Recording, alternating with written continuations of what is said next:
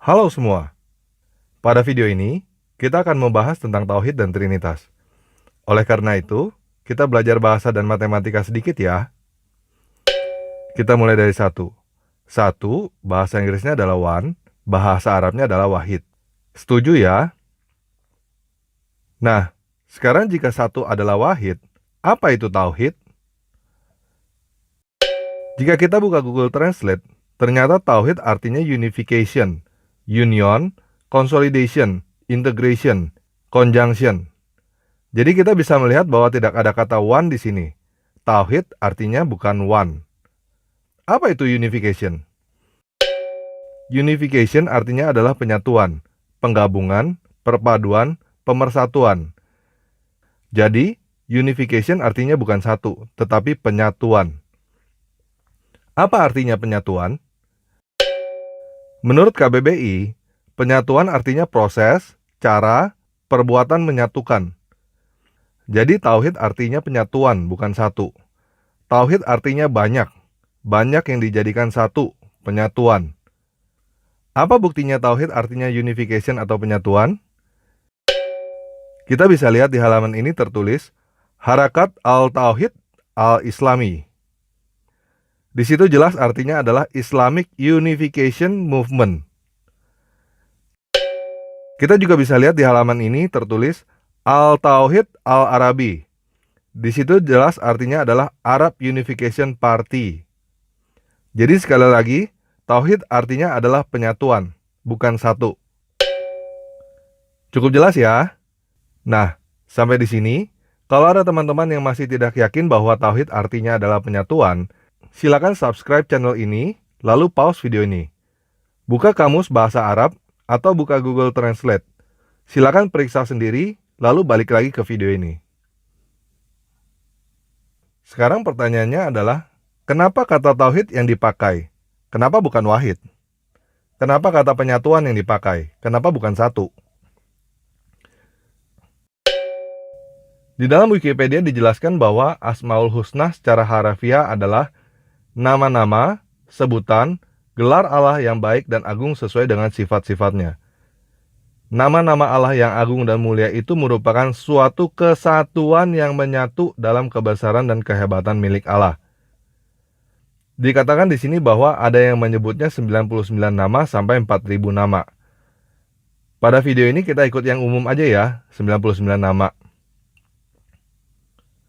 Jadi 99 nama itu merupakan suatu kesatuan yang menyatu di dalam kebesaran dan kehebatan milik Allah. Nah, ini sebabnya disebut tauhid, bukan wahid. Ini sebabnya disebut penyatuan, bukan satu. 99 nama itu hakikatnya adalah satu. Nah, bagaimana dengan Trinitas? Itu artinya orang Kristen menyembah Bapa, Putra, dan Bunda Maria kan? Bukan. Orang Kristen tidak pernah menyembah Bapa, Putra, dan Bunda Maria. Orang yang berkata orang Kristen menyembah Bapa, Putra, dan Bunda Maria adalah orang yang tidak tahu apa-apa tentang Kristen. Orang Kristen menyembah Bapa, Putra, dan Roh Kudus.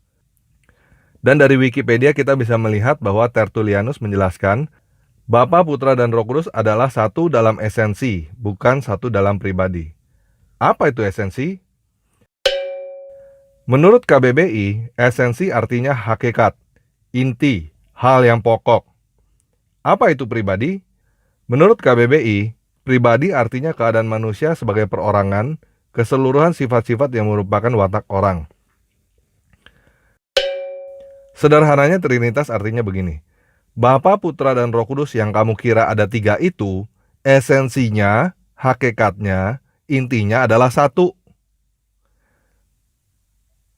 Jadi apakah Trinitas artinya penyatuan juga? Apakah Trinitas artinya tauhid juga?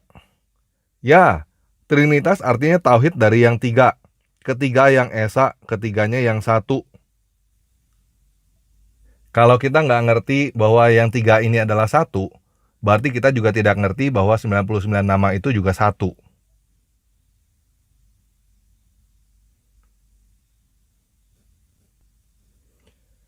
Tapi kan Yesus adalah manusia. Bagaimana mungkin manusia menjadi Tuhan? Ya, Yesus adalah manusia, tetapi dia bukan manusia yang menjadi Tuhan. Yesus adalah Tuhan yang turun ke dunia sebagai manusia. Bagaimana mungkin Tuhan yang Maha Kuasa turun ke dunia sebagai manusia? Justru jika Tuhan tidak mungkin turun ke dunia, berarti Dia tidak Maha Kuasa. Bagaimana Tuhan mengaku bahwa Dia yang menciptakan dunia, kalau turun ke dunia aja Dia tidak mampu? Apakah Yesus pernah mengaku bahwa Dia adalah Tuhan? Ya, di dalam Yohanes 8 ayat 12, Yesus mengaku bahwa Dia adalah terang. Dia adalah Ar-Nur. Di dalam Yohanes 14 ayat 6, Yesus mengaku bahwa Dia adalah jalan, kebenaran, dan hidup. Al-Rashid, Al-Haq, Al-Hay. Di dalam Yohanes 11 ayat 25, Yesus mengaku bahwa Dia adalah yang menghidupkan dan mengembalikan hidup. Al-Muhyi, Al-Mu'id.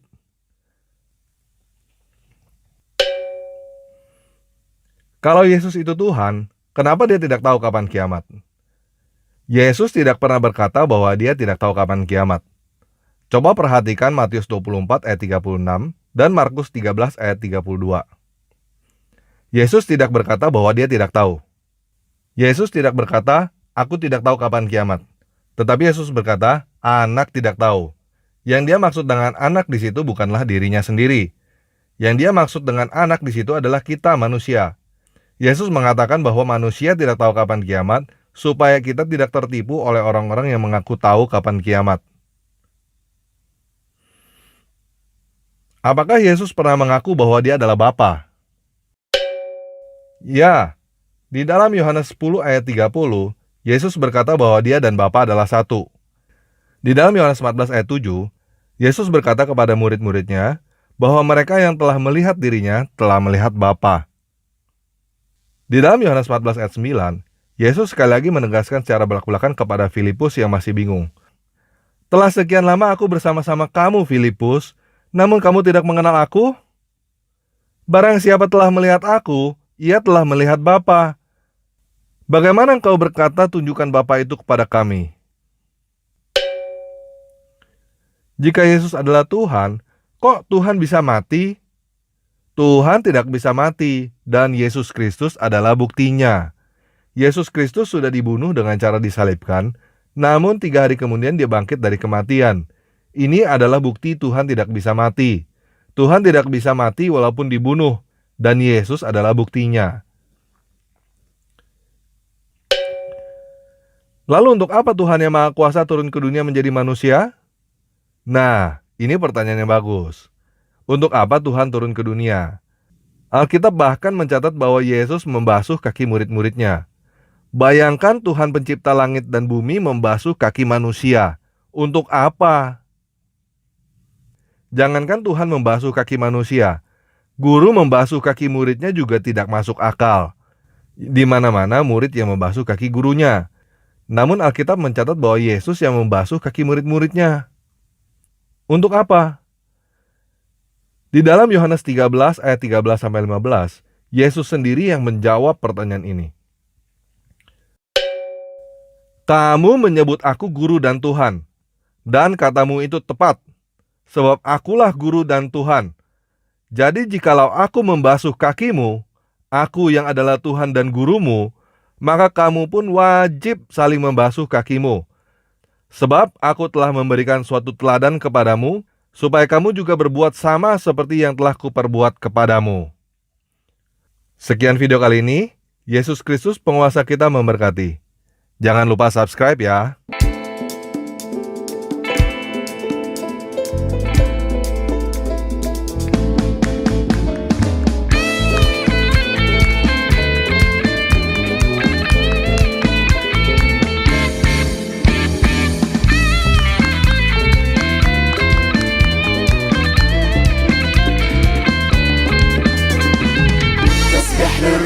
يعلى وتعلى معاه الفرحة، قلبي هيغني للقدير، بإيمان يشوف الخير في ظروفي حتى الصعبة. غني يا نفسي للقدير، أعلن إيماني، شايف إلهي للسلطان للسلطان، ومن أمالي ينقل جبالي بالإيمان بالإيمان. أنا أفرح وأجري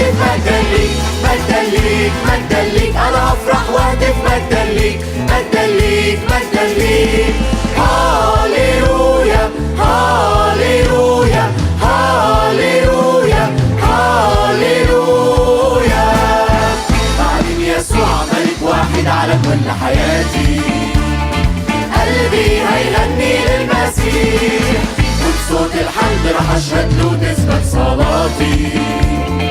غني يا نفسي للمسيح، عمري وحياتي كل أهدافي للمسيح للمسيح. واليوم بجيئه بستنى أشوفه في الأمجاد في الأمجاد. أنا فرحان بهتف مجدا ليك مجدا ليك مجدا ليك. أنا فرحان بهتف مجدا ليك مجدا ليك مجدا ليك. هاليلويا هاليلويا هاليلويا هاليلويا.